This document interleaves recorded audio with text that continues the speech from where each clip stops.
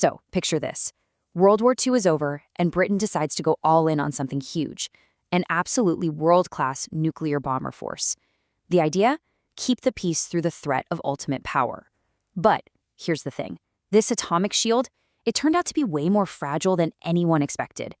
Let's dig into why. And just look at them. These are the V-bombers, the Valiant, Vulcan, and Victor. I mean, they looked like something straight out of science fiction, didn't they? So sleek, so powerful.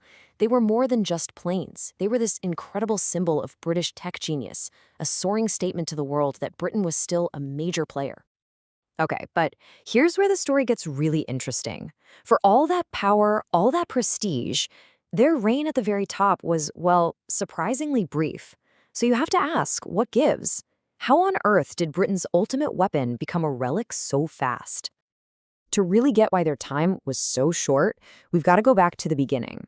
The V-Force didn't just appear out of nowhere. It was forged in the really unique pressures of the post-war world.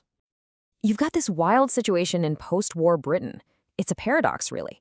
On one hand, they're a victorious world power, one of the big three. But on the other hand, the country is completely broke. I mean, their Air Force was cut from over 55,000 planes down to just 1,000 in 2 years. So they desperately needed a way to project strength without, the massive cost of a huge army. The solution was basically a two-step plan, and it was all approved in secret, just weeks apart. Step 1, build your own independent atomic bomb. Step 2, build a fleet of brand new, revolutionary jet bombers that could deliver it anywhere in the world. The goal was simple: deterrence. Make sure nobody would even think about attacking the UK. And you know what? For a little while, the plan worked like a charm. The V-bombers started entering service, and for a few incredible years, they were the absolute masters of the sky. All right, let's crunch some numbers, because this is where you see just how good they were.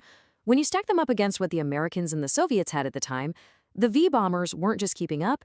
In some really key areas, like how high they could fly or how far they could go, they were actually better. The Vulcan, especially, was a legend. People said it handled like a fighter jet up at those crazy high altitudes. So here's the takeaway. The government saw this as a huge win. From their perspective, the V-Force was the smartest, most cost-effective way to guarantee national security. It was the bedrock that all their other defense plans were built on. But here's the thing about the Cold War. Military tech was moving at a dizzying speed. The cutting edge one day was obsolete the next, and a brand new threat was coming over the horizon that was about to change the entire game. And the timing here, it's just brutally ironic. It's almost like a Greek tragedy. Just as the V-Force is hitting its peak, becoming this incredible force, the Soviets are quietly perfecting the one thing that could take it down. That U-2 spy plane getting shot down in 1960, that was the wake-up call. That was the writing on the wall for everyone to see. The high skies were not a safe place to be anymore. Not at all. The game changer was this thing, the surface-to-air missile, or SAM.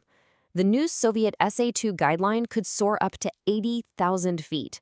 And the V-bomber's max altitude, well, it was somewhere around 50, maybe 60,000 feet. All of a sudden, there was literally nowhere left for them to hide up there. And just like that, the entire philosophy behind the V-Force, the idea that you were untouchable because you were so high and so fast, was gone. It was obsolete. The mission had just become a potential suicide run. So the Royal Air Force had to scramble. They had to adapt, and fast. And that led to a pretty dramatic change in tactics and a really high-stakes gamble on a piece of foreign tech. So what do? The first solution was frankly terrifying. Go low, like really low. We're talking skimming the treetops to try and sneak under Soviet radar. The problem was, these beautiful, elegant bombers were designed for the smooth, thin air way up high. They were absolutely not built for the brutal, turbulent ride down at low level. The stress on the airframes was immense. It was literally tearing them apart. Cracks started showing up, and it got so bad the entire fleet of Valiant bombers had to be grounded and just retired. The real hope, the big bet, was on a technological silver bullet. Britain gambled its entire future nuclear strategy on an American missile called Skybolt. The idea was brilliant. You could launch it from a V-bomber, hundreds of miles away from the target, keeping you safely outside the range of those deadly Soviet SAMs. This quote just nails the situation perfectly. For the pilots, Skybolt was a dream come true. It kept them safe and it kept their bombers relevant. But for the analysts, the people crunching the numbers, it was a total nightmare. It basically combined all the vulnerabilities of a slow bomber with the inaccuracies of an early, unproven missile. It was a huge, expensive, and very risky gamble. And well, it was a gamble that ultimately didn't pay off. And not because of some technical problem either. It failed because of a political decision made in Washington, a decision that really just highlighted Britain's growing dependence on the US, and it triggered the end of an era. And then the bombshell dropped. In December 1962, the US just canceled the Skybolt program unilaterally. Remember, Britain had put all its eggs in this one basket. They'd scrapped their own missile projects to back Skybolt, and now, suddenly, it was gone. The V-Force's future just evaporated overnight. British defense policy was thrown into total, absolute chaos. Without a missile like Skybolt, the V-bombers would have to go back to flying directly over their targets, right into the teeth of those Soviet defenses. And at that point, politically, militarily, that just wasn't a credible threat anymore. The V-Force's time as the #1 deterrent was officially over.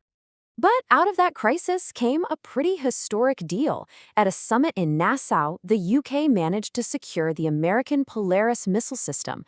But here's the crucial difference. This missile would be launched from submarines.